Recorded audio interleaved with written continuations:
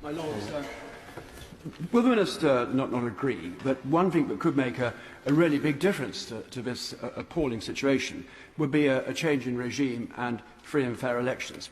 He will have noted that the European Parliament concluded that the last elections were neither free nor fair and in fact were violent. And what more can we do to ensure there is this multi-party democracy? And will he find time to meet the outstanding new leader of the opposition, Joel Sessegnoni, who is a brave young politician who deserves our support? I thank my noble friend.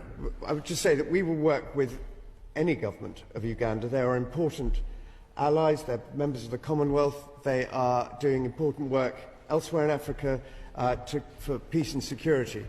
But it is only through having a good, friendly relationship with a country like that we can state how appalled we are at legislation such as this.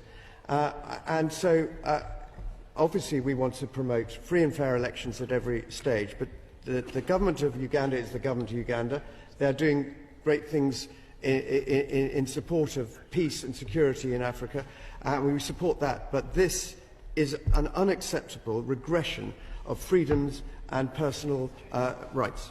It's not only the voice of government that needs to be heard, it's the voice of civil society. And I've welcomed the government's contribution in the past to the Commonwealth Equality Network.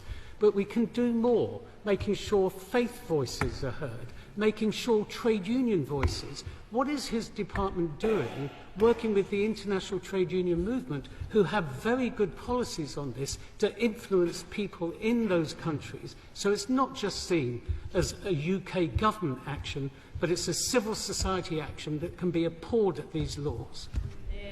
I think I can reassure the noble lord. I met with our High Commissioner to Uganda this week, and she gave me details of many of the projects we are doing with civil society, with organisation, and some of our overseas development assistance money goes, for example, funding grassroots efforts to shift attitudes on gender-based violence, and there are many other things that we are doing.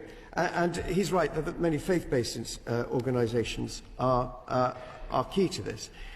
One of the unfortunate drivers of this legislation has been promoted by an evangelical view of Christianity, and not one that many of us who would ascribe to Christian values being one of compassion and kindness. But it seems to be one of quite the reverse.